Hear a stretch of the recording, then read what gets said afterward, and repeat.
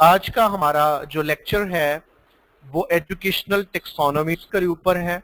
I am your presenter Mohammad Shafiq Dogar, headmaster BPS 17, 12th position holder in public service in Punjab 2016. So without any delay, we are proceeding towards our today's topic. It's educational taxonomies. Educational taxonomies में आज हम दो टेक्सोनॉमीज के ऊपर बात करेंगे, Bloom and solo. ये दो टेक्सोनॉमीज बेस करती हैं हमारे असेसमेंट निज़ाम को। पूरी दुनिया के अंदर जो असेसमेंट निज़ाम है, it is impacted by these two procedural and systematic taxonomies. Those are named as Bloom and SOLO. हम एक एक करके इनके ऊपर आएंगे। So first of all, we are proceeding from Bloom. So Bloom का टेक्सोनॉमी को स्टार्ट करने से पहले हम थोड़ा सा इसके बैकग्राउंड में जाते हैं कि टेक्सोनॉमीज जो है इनको जब एवेल्युएट किया गया, जब इनको क्रिएट किया गया, तो what was the purpose behind and what was the background of their creation.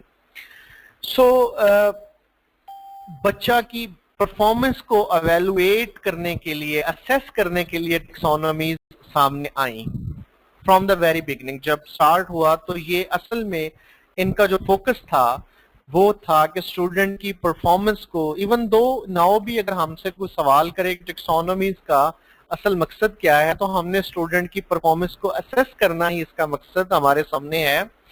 ये कोशिश हमेशा से जारी रही कि बच्चे की कारकर्दगी को परखने का इन्हिसार जो है एक मुकम्मल सिस्टमैटिक तरीके पर मौजूद हो, उसका एक मुकम्मल सिस्टमैटिक प्रोसीजर मौजूद हो, एक मुकम्मल सिस्टमैटिक तरीका जो है वो मौजूद हो। उसके लिए ये हुआ कि 1950s में ब्लूम ने हेड की एक कमेटी को, जो एजुकेटर्स की कमेटी थी, जिन्होंने इस चीज को मद्देनजर रखना था कि करिकुलम और जो एग्जामिनेशन है उनके अंदर रबत पैदा हो सके। करिकुलम और एग्जामिनेशन जो है, स्टूडेंट की असेसमेंट और करिकुलम, ये दोनों एक ही सिक्के के दो रुख हैं, दोनों एक ही होल के कुछ पार्ट्स हैं। उसके लिए जरूरी था कि इनके अंदर हम आंगी होनी चाहिए। इन्होंने जब काम किया तो ब्लूम ने अपनी एक किताब में जो है अपनी टेक्सोनॉमी पेश की, और उस टेक्सोनॉमी, उस दर्जाबंदी को, उस टेक्सोनॉमी को जो है उसकी पहली 3 डोमेन्स में बाद में तकसीम किया गया। जो ब्लूम के कोलीग्स थे उनकी मदद से, जो उसकी जेर निगरानी काम कर रहे थे, उनकी मदद से भी लोगों ने डोमेन्स बनाई, लेकिन जो ब्लूम ने डोमेन बनाई वो कॉग्निटिव डोमेन थी। अब अगर हम कहते हैं ब्लूम टेक्सोनॉमी में, तो यहाँ पर 3 डोमेन्स हैं। एक डोमेन है कॉग्निटिव डोमेन, एक अफेक्टिव डोमेन एंड एक साइकोमोटर डोमेन। इस हर डोमेन में आगे फर्दर कुछ लेवल हैं, और इस हर डोमेन को एक डिफरेंट पर्सन ने पेश किया है।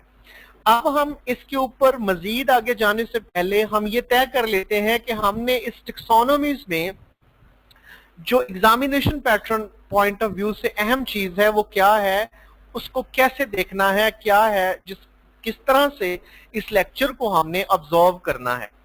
फर्स्ट ऑफ ऑल हमें हर जो टेक्सोनॉमी है उसके प्रेजेंटर का नाम पता हो कि किस शख्स ने ये पेश की, किस ईयर में पेश की, और इसका ताल्लुक 3 हिस्सों में से किसके साथ है, दिमाग के साथ है, हाथ के साथ है, या दिल के साथ है। फिर हर टेक्सोनॉमी के कुल कितने लेवल हैं, सबसे हायर लेवल कौन सा है, सबसे लोएस्ट लेवल कौन सा है, और हर टेक्सोनॉमी की बातरतीब हिरार्की क्या है, पहले लेवल से आखिर तक जो हिरार्की है वो किस तरह से है। ये नहीं कि हमने पहले लेवल के बाद तीसरा लेवल हमने याद कर लेना है, बल्कि उसको तरतीब के साथ याद करना है। इसके भी कुछ MCQs they are in the past papers as well. And lastly हमने हर लेवल की कुछ टिपिकल वर्ब्स हैं जो आपको यहाँ पे बताई भी जाएंगी, उन वर्ब्स को भी याद रखना है, उन वर्ब्स के ऊपर सवाल बना के दे दिया जाता है। फॉर एग्जाम्पल डिफाइन जो है, डिफाइन एक वर्ब है, ये रिलेट करती है कॉग्निटिव डोमेन के पहले दर्जे के साथ। सवाल इस तरह से आ जाता है डिफाइन फोर्स, और पूछा जाता है कि ये वाला जो सवाल है ये कौन से दर्जे कॉग्निटिव डोमेन के किस लेवल को रिलेट करता है। तो डेफिनेटली अगर हमें पता होगा तो हम उसका आंसर सही तरह से कर सकते हैं। सो एक दफा ये सारे लेवल्स यहां पर पेश किए गए हैं इनके कॉग्निटिव के 1, 2, 3, 4, 5 और 6, 6, अफेक्टिव के 5 एंड साइकोमोटर के 7, 657। ये हमने एक डिजिट याद रखना है 657। सो 657 जब हमने याद रख लिया तो हमें अगर पूछा जाएगा कि साइकोमोटर डोमेन के जो हैं वो कितने दर्जे हैं, तो हम बता सकते हैं साइकोमोटर डोमेन लास्ट में आती है, उसके 7 दर्जे हैं। अफेक्टिव डोमेन दरमियान में आती है, उसके 5 दर्जे हैं। एंड कॉग्निटिव डोमेन स्टार्ट में आती है, तो इसके जो दर्जात हैं वो हैं जी 6। सो पहली डोमेन के ऊपर हम आ गए हैं। इस पहली डोमेन को स्टार्ट करने से पहले मैं 3H फॉर्मूला भी आपको बताऊंगा। जब आपने डोमेन्स का नाम याद कर लिया, कॉग्निटिव, अफेक्टिव एंड साइकोमोटर, तो 3H फॉर्मूला याद कर लें। पहले H से ताल्लुक जो है वो कॉग्निटिव डोमेन का है, तो ये रिलेटेड है हेड के साथ। अफेक्टिव डोमेन का जो H है वो रिलेट करता है हार्ट को, उसका ताल्लुक है दिल के साथ। और साइकोमोटर डोमेन का जो ताल्लुक है वो है H, जो उसका H है वो रिलेट करता है हैंड के साथ। सो 3H फॉर्मूला है ये, hand, head, heart and hand. So एक और इनके तीनों के अंदर जो याद रखने वाली बात है कि हमने जब ये याद रखना है कि ये कौन से ईयर में पेश की गई, तो आपने पहली डोमेन जो कॉग्निटिव डोमेन है इसका तो याद कर लिया कि ये 1956 में है।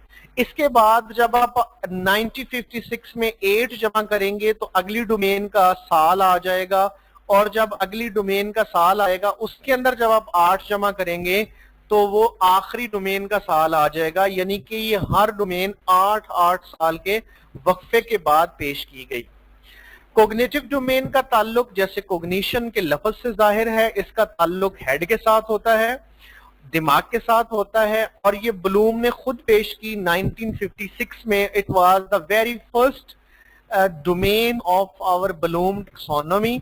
इसके 6 लेवल हैं। उन 6 लेवल्स के नाम एक दफा रीड आउट कर रहा हूं। सबसे पहले नॉलेज है, उसके बाद कॉम्प्रीहेंशन है, उसके बाद एप्लीकेशन है, उसके बाद एनालिसिस है, उसके बाद सिंथेसिस है एंड लास्ट में एवेल्युएशन है। अब इसके ये 6 के 6 जो दर्जे हैं, लेवल्स हैं, हम इनको एक एक एक करके बारी बारी पढ़ेंगे और देखेंगे हर लेवल के साथ किस तरह की कारकर्दगी को असेस किया जाता है, किस तरह की परफॉर्मेंस को उसके हर लेवल के साथ रिलेट किया जाता है। सो पहला दर्जा है हमारे पास नॉलेज। सो ऑब्वियसली ये लोएस्ट लेवल है। अब ये पहला दर्जा है तो ये नीचे से ऊपर को जा रही है, फ्रॉम लोअर टू हायर। तमाम टेक्सोनोमीज के जो तमाम डोमेन्स हैं उनके levels from bottom to higher आप जाते हैं, हायर से नीचे को नहीं आते। अगर नॉलेज पहला दर्जा है तो इसका मतलब है ये लोएस्ट दर्जा है। इसका ताल्लुक जो है कि आपने कोई भी चीज, आइडिया, इंफॉर्मेशन, कॉन्सेप्ट आपने जो पहले से याद किया हुआ है, आपको अगर वो आता है, अगर आप उसको रिमेम्बर कर सकते हैं, अगर आप उसको रिकॉल कर सकते हैं, तो आप क्या हैं जी, आप नॉलेज वाले दर्जे पे हैं, आप कॉग्निटिव डोमेन के पहले दर्जे को अबूर कर चुके हैं। इसके अंदर जो वर्ब्स टिपिकली इस्तेमाल होती हैं वो राइट है, लिस्ट है, नेम है, डिफाइन और इस तरह की कुछ और हैं। जब भी ये अल्फाज आ जाएंगे, for example list the characteristics of mammals, so इसका मतलब है हमसे जो सवाल पूछा जा रहा है वो कॉग्निटिव डोमेन के सबसे कम दर्जे के बारे में पूछा जा रहा है।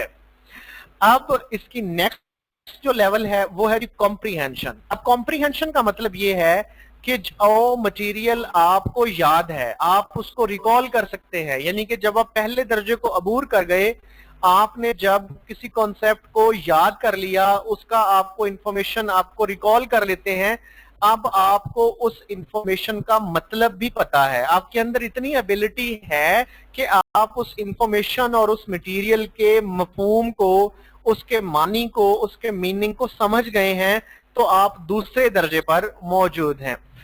इस दर्जे के अंदर आपके अंदर मीनिंग को समझने की एबिलिटी पैदा हो जाती है। आप उस आइडिया को अपने अल्फाज में कम्युनिकेट भी कर सकते हैं, आप उस आइडिया को एक्सप्लेन भी कर सकते हैं, समराइज भी कर सकते हैं, और उसके अंदर मौजूद फैक्ट्स और प्रिंसिपल्स को भी समझ सकते हैं। इसकी सैंपल एक्टिविटीज के इसका जो क्वेश्चन है, सैंपल क्वेश्चंस हैं, वो इस तरह से हैं, give reasons for the energy crisis. अब आपको एनर्जी क्राइसिस आपने पढ़ा हुआ एक कंसेप्ट है, आपसे पूछा जा रहा है इसकी रीजंस दें। एक्सप्लेन व्हाई वी हैव बस सेफ्टी रूल्स। आपने बस सेफ्टी रूल्स को पढ़ा, अब उसको एक्सप्लेन करना है अपने अल्फाज में। समराइज द स्टोरी, आपने जो स्टोरी पढ़ी है उसको अगर आप एक्सप्लेन अपने अल्फाज में कर सकते हैं, समराइज अपने अल्फाज में कर सकते हैं, तो then you are on the second level of cognitive domain, which is named as comprehension. Now third one is application. Application का मतलब है कि जो आपने मटेरियल लर्न कर लिया, जिस मटेरियल का आपको मफहूम समझ आ गया, जिस मटेरियल की आपको फिलॉसफी समझ आ गई, अब आप उसी मटेरियल को, उसी कॉन्सेप्ट को अपने दिमाग को इस्तेमाल करते हुए किसी नई सिचुएशन में इस्तेमाल करते हैं, तो आप अपने नॉलेज को अप्लाई कर रहे हैं और आप कॉग्निटिव डोमेन के तीसरे दर्जे पर स्टैंड कर रहे हैं।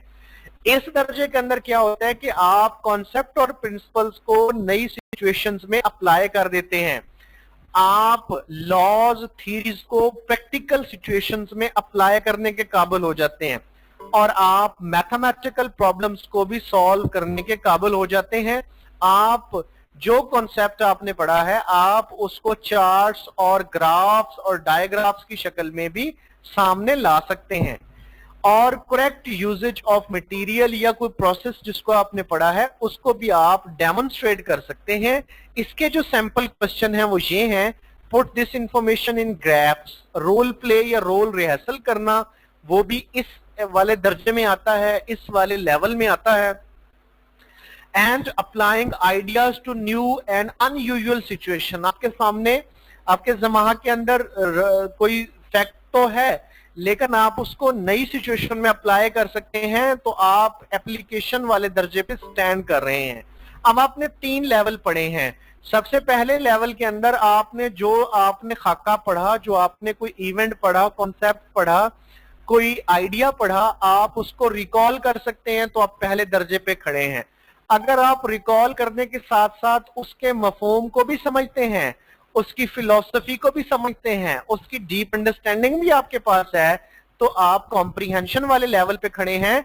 लेकिन अगर आप कॉम्प्रीहेंशन करने के बाद, रिकॉल करने की एबिलिटी और कॉम्प्रीहेंशन की एबिलिटी से गुजरने के बाद अपने दिमाग में मौजूद नॉलेज को किसी और सिचुएशन में अप्लाई कर सकते हैं, तो आप कौन से दर्जे पे स्टैंड कर रहे हैं?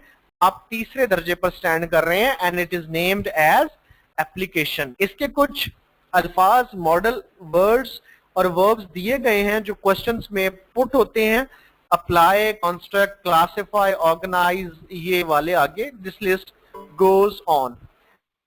Now we are going towards fourth level, it is analysis. Analysis का मतलब क्या होता है कि आप मटेरियल को हिस्सों में तकसीम कर देते हैं, उसका एनालिसिस करते हैं। तो यहां पर ये एबिलिटी है, अगर आप इस दर्जे पे आना चाहते हैं या आप समझते हैं कि आपका बच्चा इस दर्जे पे आए, तो उसके अंदर जो कॉन्सेप्ट आपने उसको दिया है वो उसको याद भी है, उसकी मफहूम भी रखता है, उसको नई सिचुएशन में अप्लाई भी कर सकता है, और उसका अगला दर्जा एनालिसिस ये है कि वो उस मटेरियल को छोटे छोटे हिस्सों में तकसीम करे, उस कॉन्सेप्ट को छोटे छोटे हिस्सों में तकसीम करे, फिर वो उन छोटे छोटे हिस्सों को देखे कि इन हिस्सों का आपस में क्या ताल्लुक है, हर एक के साथ दूसरे का क्या ताल्लुक है, और ये सारे मिलकर एक नया पूरा होल या पूरा कॉन्सेप्ट कैसे बना रहे हैं।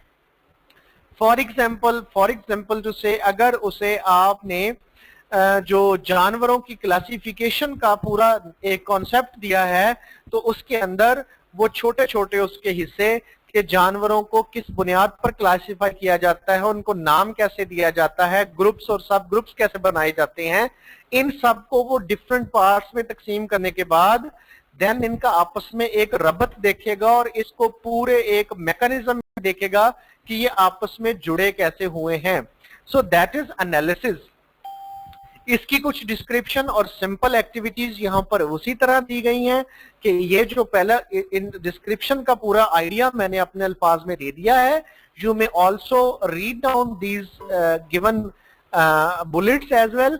और इसकी सिंपल एक्टिविटीज जो होती हैं वो यही हैं कि आप उनको अपने स्टूडेंट को एनालाइज, कंपेयर और contrast, deduce, examine, classify and discuss और ब्रेक डाउन के अल्फाज इस्तेमाल करते हुए ऐसा सवाल देते हैं जिसमें वो अपने कॉन्सेप्ट्स का एनालिसिस करता है, अपने कॉन्सेप्ट्स को तोड़कर, और उसके अंदर ये एबिलिटी होती है कि वो इन कॉन्सेप्ट्स को तोड़ने के बाद, इन मटेरियल्स को तोड़ने के बाद इनके पार्ट्स का आपस में ताल्लुक जान सके। Number 5 is synthesis. Synthesis refers to the ability to put parts together to form a new whole. जब आप एनालिसिस तक आते हैं तो स्टूडेंट के अंदर ये एबिलिटी होती है कि वो जो उसके पास मटेरियल मौजूद है, जो उसके पास कॉन्सेप्ट मौजूद है, उसको वो तोड़ता है और उसके अंदर फिर एक ऑर्गेनाइजेशनल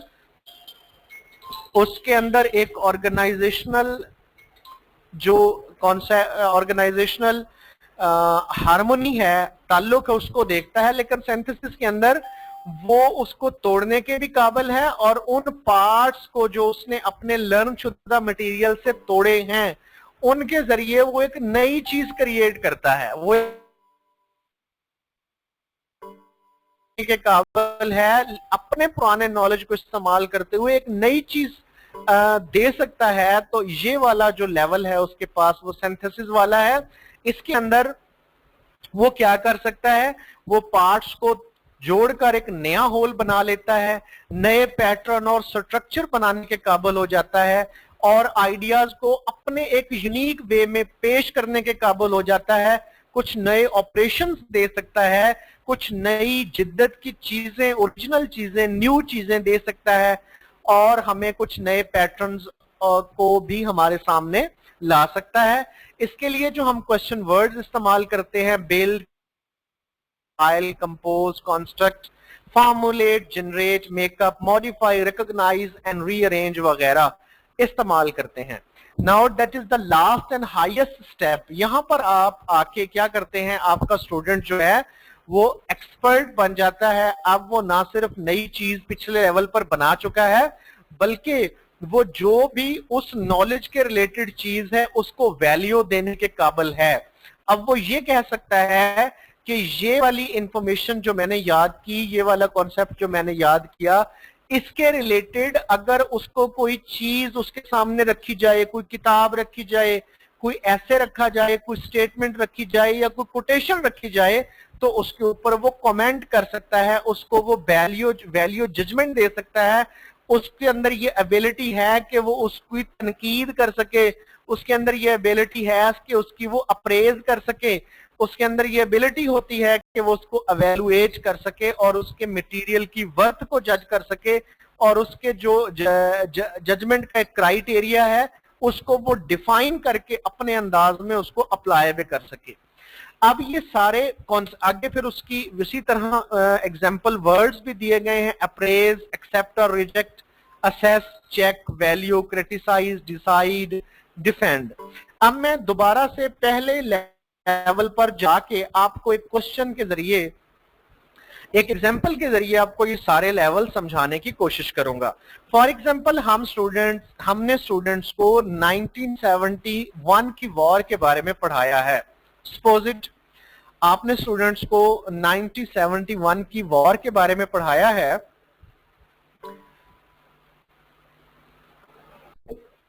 सपोज के हमने 1971 की वॉर के बारे में स्टूडेंट को पढ़ाया है। अब हम उनकी कारकर्दगी को असेस करना चाह रहे हैं कॉग्निटिव डोमेन के ऊपर। अब मैं एक एक क्वेश्चन पुट करूंगा और देन एक एक स्टेप के ऊपर उसको साथ रिलेट करते हैं। फॉर एग्जाम्पल हम नॉलेज के बारे में, नॉलेज जो सबसे हमारा लोएस्ट लेवल है, उसके बारे में जब हम सवाल करते हैं तो वो ये होगा जंग आज़ादी कब हुई। सिर्फ हम इंफॉर्मेशन लेना चाह रहे हैं कि इसको इसका आइडिया है या नहीं है। अगर वो ये सवाल भी नहीं देता तो वो कॉग्निटिव डोमेन के किसी भी दर्जे पर फॉल नहीं करता। अगर वो ये सवाल का जवाब ठीक देता है तो वो कॉग्निटिव डोमेन के पहले दर्जे पर फॉल करता है। दूसरा दर्जा कॉम्प्रीहेंशन, जंग आज़ादी की वजह क्या थी। अब उसके अंदर मफहूम उसको पता है। जंग आज़ादी का जंग आज़ादी में कह रहा हूँ 1971 कह दिया मैंने।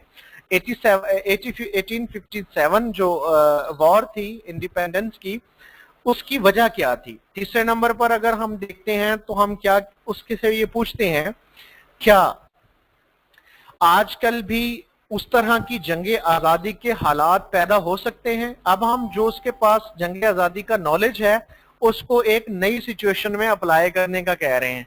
तो ये हम कौन से दर्जे पे बात कर रहे हैं, हम उसके एप्लीकेशन वाले दर्जे पे बात कर रहे हैं। एनालिसिस की जगह पर आकर, हम एनालिसिस के दर्जे पे आके हम ये सवाल पुट कर सकते हैं, जंग आज़ादी की सबसे बड़ी वजह आपके नजदीक क्या थी। अब यहाँ पर वो मुख्तलिफ कैटेगरीज को, जो मुख्तलिफ उसकी वजूहात थी, उनको कंपेयर एंड कंट्रास्ट करेगा, उनको तोड़ेगा और देन उनको जो है एक रीशेप देगा, कंपेयर करेगा। और 5वें नंबर पर सिंथेसिस के अंदर आकर हम ये कहते हैं कि जंग आज़ादी के अंदर जो जुल्म सितम हुए उनको मद्देनजर रखते हुए उनको पेश करने के नुक्ते नजर से एक नज़म लिखें, तो ये, या एक मजमून लिखें। तो ये वाला जो है, ये हमारे पास हम कौन सा काम कर रहे हैं, हम सिंथेसिस वाले लेवल का एक सवाल उससे पूछ रहे हैं।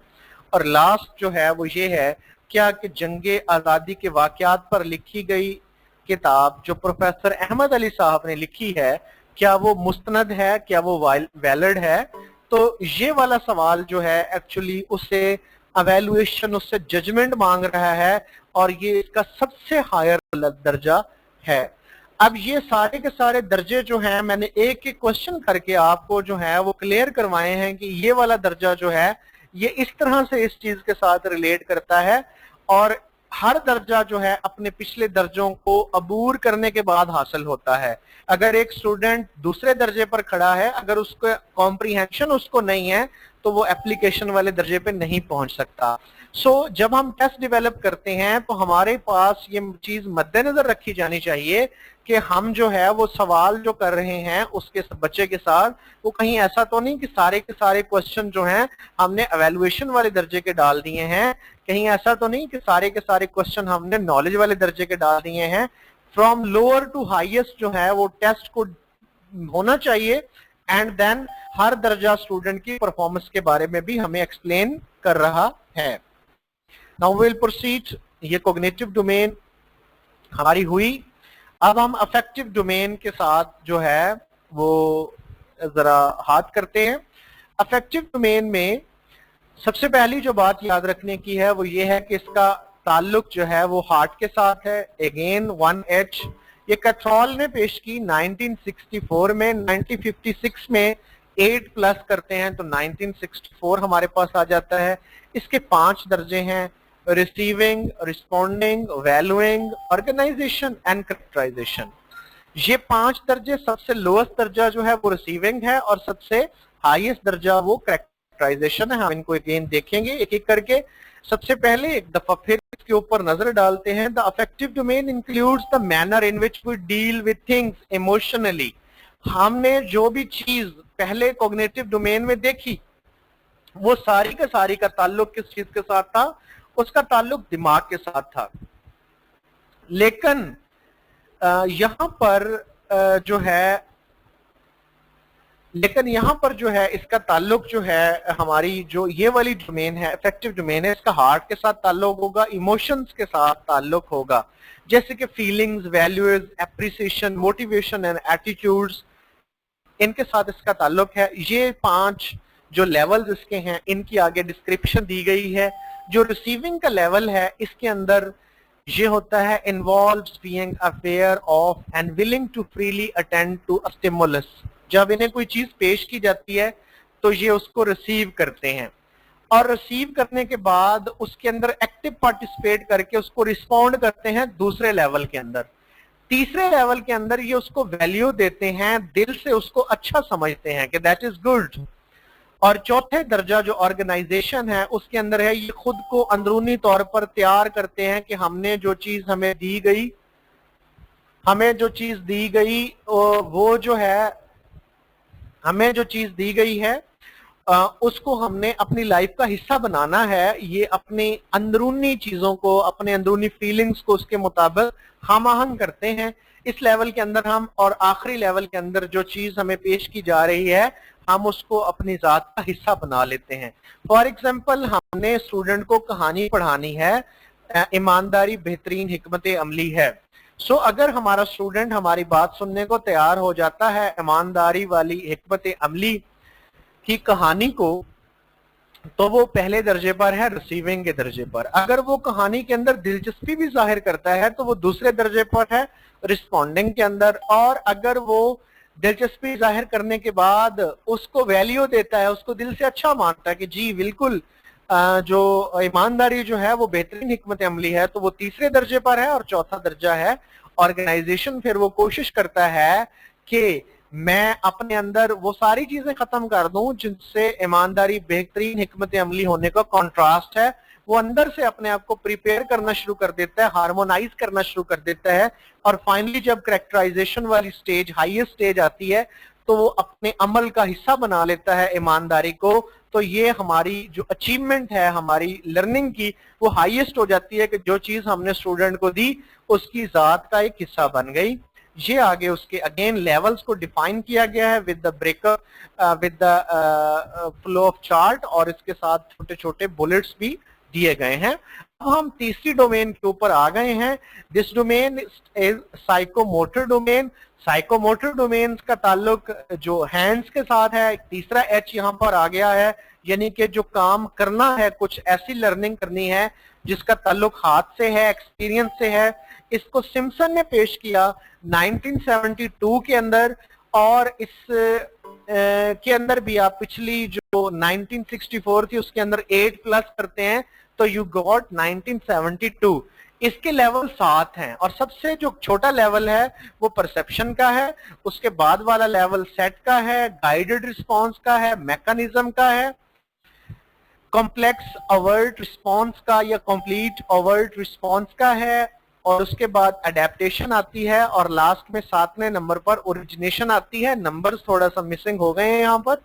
सो यहाँ पर हमने इसको भी एक एग्जांपल के साथ जो है वो डील करना है। वो ये है, एग्जांपल ये है कि आप किसी बच्चे के सामने जो है वो साइकिल चला रहे हैं। आपने एक बच्चे के सामने साइकिल चलाई है, तो उसने आपको देखा है साइकिल चलाते हुए, तो ये वो पहले दर्जे पर है कि उसने परसीव किया है साइकिल चलाते हुए बंदे को देखकर।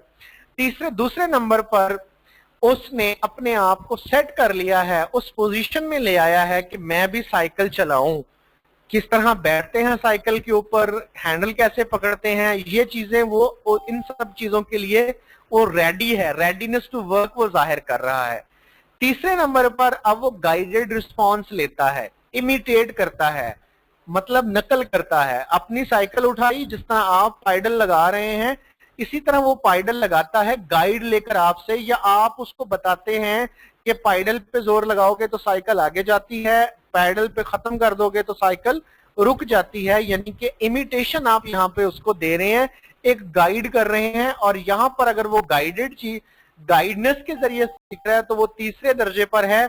चौथे दर्जे पर अगर वो पहुंचेगा तो उसको उसका साइकिल का पूरा मैकेनिज्म समझ आ जाएगा कि पाइडल लगाना है तो साइकिल आगे जाती है, पाइडल रोक देंगे तो साइकिल जो है वो रुक जाएगी। उसको उसकी मैकेनिज्म की जो है वो पूरे की समझ आ जाती है, और उसको थोड़ा सा अपने ऊपर कॉन्फिडेंस भी फील होने लगता है। और इसके ऊपर वो जो है वो इस लेवल के ऊपर उसको ये भी पता लग जाता है कि पैडल जो है वो आप तेज लगाते हैं तो ज्यादा तेज चलती है, पैडल जो है वो कम लगाते हैं तो आहिस्ता चलती है। अब जो कंप्लीट अवर्ट या कॉम्प्लेक्स अवर्ट रिस्पॉन्स है, इसके अंदर आकर आप जो साइकिल जो आप गाइडेड रिस्पॉन्स के जरिए बच्चा चला रहा है, तो वो एक लम्हे के लिए सोच का शिकार है। उसको जब पैडल लगाना है, पहले दिमाग से सोचना पड़ता है कि मैंने पैडल को आगे हरकत देनी है, लेकिन जब वो उस दर्जे से गुजर जाता है, अगले दर्जे पर पहुंचता है, तो उसको दिमाग में सोचना नहीं पड़ता। वो अमल कुदरती तौर पर ऑटोमेटिकली उसके जिस्म का एक हिस्सा बन जाता है। वो पैडल लगाता है तो उसको ये नहीं सोचना पड़ता कि मैंने पैडल लगाना है। वो जो पैडल मारने की रफ्तार है, पैडल रोकने की रफ्तार है, वो कंप्लीटली उसकी अपने एक जिस्म का, उसकी नॉलेज का, उसकी ऑटोमेशन का एक हिस्सा बन गया है। आप ये वाला स्टेज यहाँ पर आके वो उसको सारा खुद से ही पता है, उसके दिमाग के अंदर उसको बार बार किसी को इमिटेट नहीं करना पड़ता, सोचना नहीं पड़ता। अब आगे जो है वो अडेप्टेशन है। अडेप्टेशन वाले मरहले पर आके वो खुद से अडेप्टेशन करना सीख जाता है।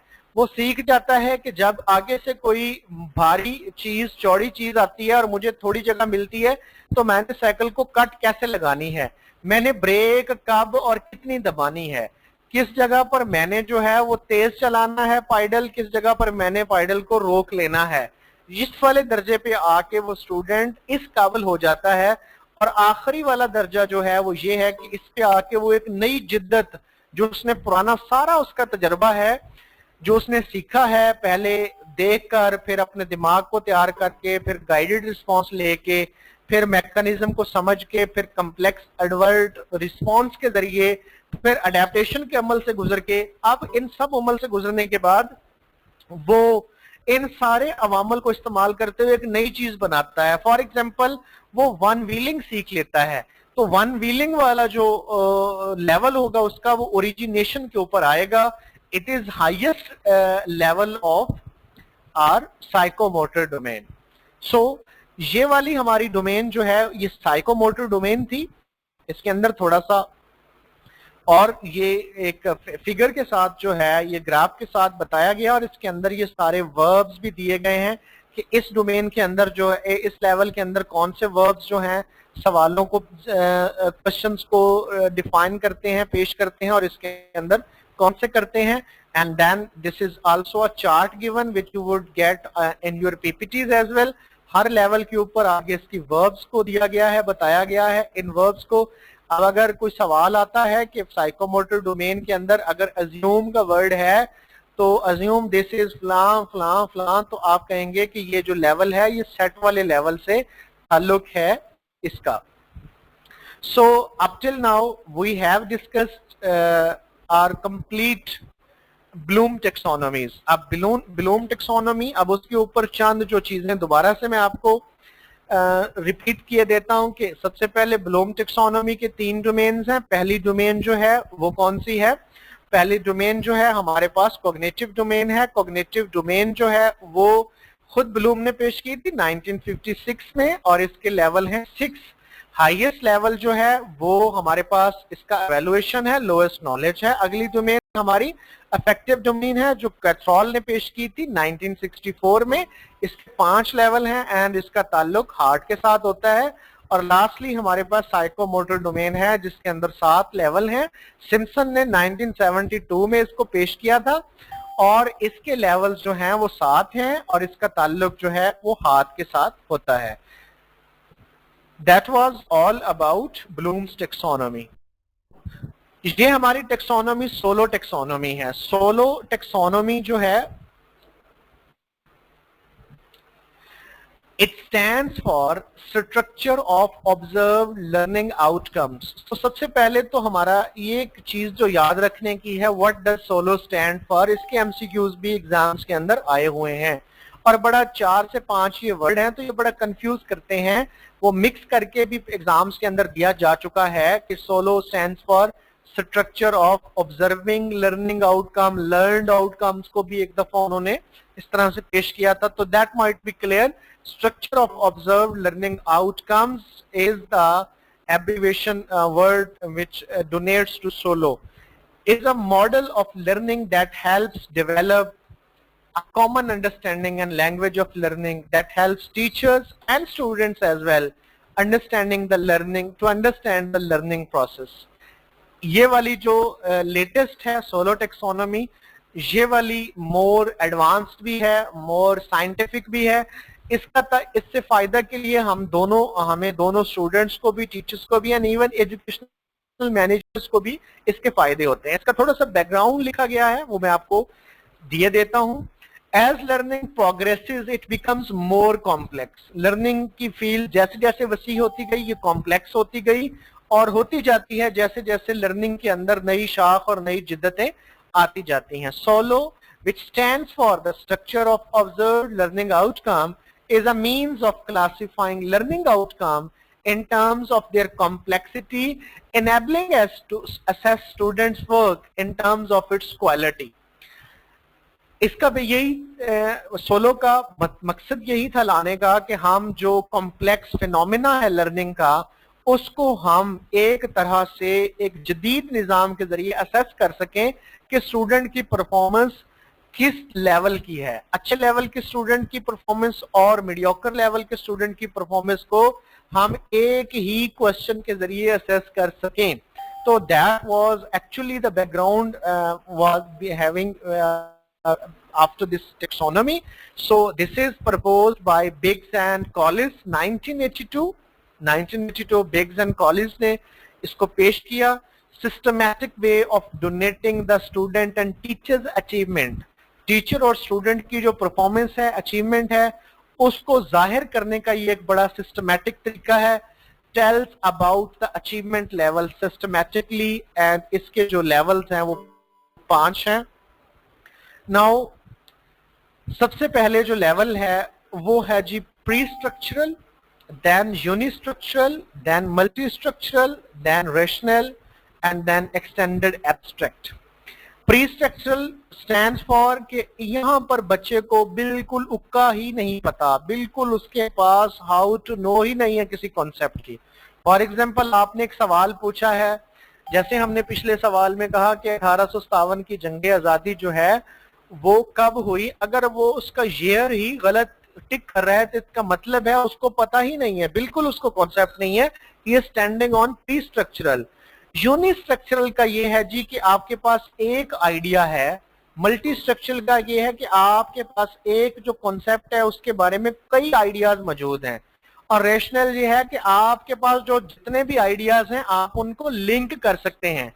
और एक्सटेंडेड एब्स्ट्रैक्ट का मतलब है कि जी बच्चा जो है वो उन सारे आइडियाज को लिंक करते हुए, जोड़ते हुए, वो अपनी एक वुसअत नजरी के जरिए, अपनी सोच के जरिए, अपने नॉलेज के जरिए कुछ नई चीज सामने लाता है, या कुछ नई सोच या एक सोच का नया एस्पेक्ट जो है वो सामने लाता है। अब यहां पर देखिएगा, एक्चुअली लेवल्स जो हैं यहां से शुरू होते हैं, क्योंकि प्री जो है इट मीन्स कि वो किसी भी दर्जे पर खड़ा नहीं है। तो यूनिस्ट्रक्चरल के अंदर जो वर्ब्स हैं वो ये इस्तेमाल होती हैं: define, identify, name, draw, find, level, label, match, follow a simple procedure, etc। And इसी तरह हर एक जो स्टेज है उसके कुछ वर्ब्स हैं। इन वर्ब्स को भी आपने अपने माइंड में रखना है। इनके ऊपर भी क्वेश्चन, जैसे मैंने पहले अर्ज किया, कि होता है। नाउ अब हर एक दर्जे के ऊपर कुछ थोड़ी सी चीजें हैं। Pre structural, learner is unable to get concept, task, uses too simple way, haphazard।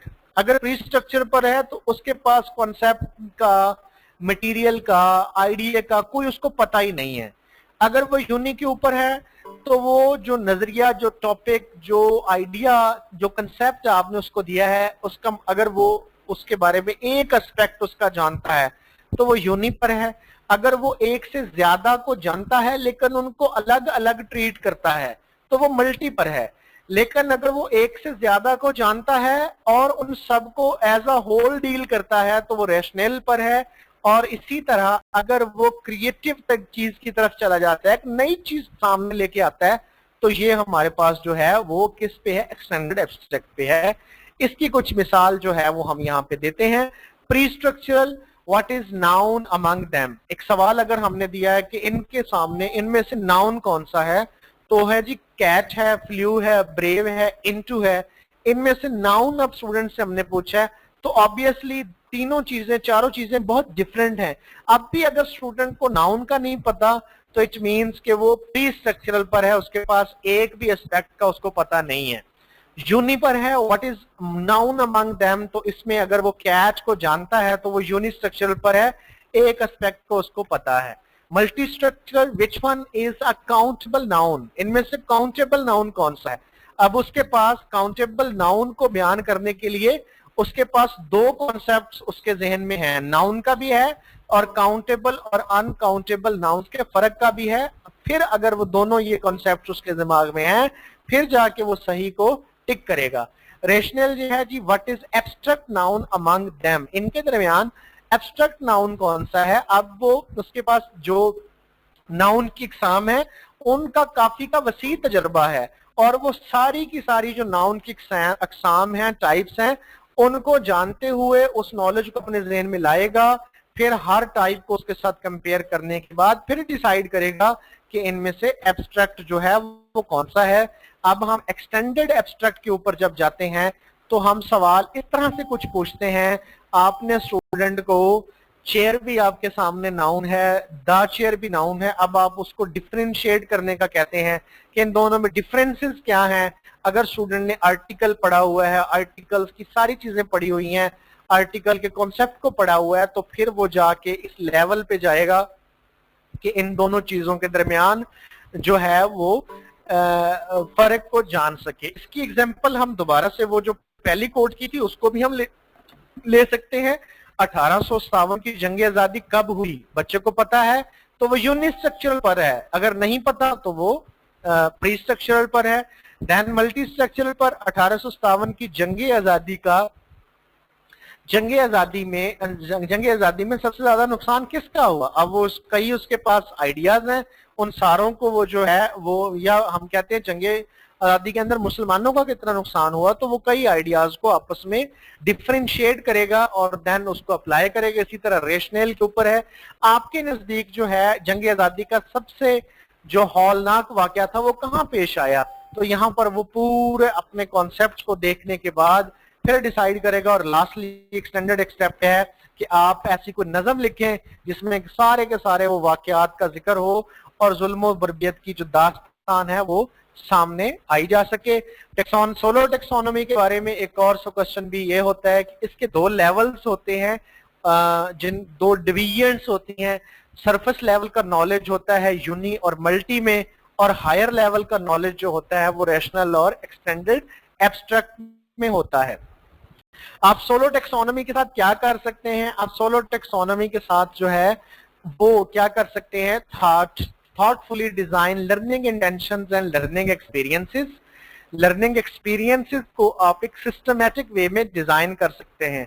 Identify and use affective success criteria, आप स्टूडेंट के लिए क्राइटेरिया बना देते हैं सक्सेस का। जो स्टूडेंट्स एक्सटेंडेड एब्स्ट्रैक्ट लेवल के सवाल आपने 100 नंबर के टेस्ट में 5 सवाल आपने हाईएस्ट दर्जे के रखे हैं, अगर वो उनको भी सॉल्व कर देते हैं तो इसका मतलब है कि वो उनका आईक्यू लेवल बहुत अच्छा है, वो बच्चे आपके सबसे ज्यादा शाइनिंग हैं। और जो बच्चे सिर्फ यूनिस्ट्रक्चरल का सवाल हल कर रहे हैं तो इट मींस के they are only having only one aspect, or they are mediocre student, or weak student.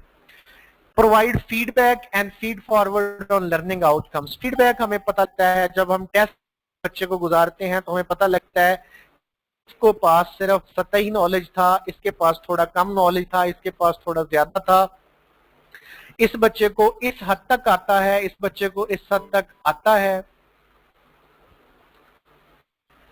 Reflect meaningfully on what to do next. फिर जब फीडबैक हमें मिलता है फिर हम फ्यूचर की प्लानिंग भी इसके साथ करते हैं। सोलो इज बेटर, सोलो को कहा जाता है कि ये बेटर है because it is a diagnostic tool. ये डायग्नोस्टिक टूल है, इसके साथ हमें वाज़े पता लग जाता है कि कौन सा बच्चा किस लेवल पर स्टैंड कर रहा है।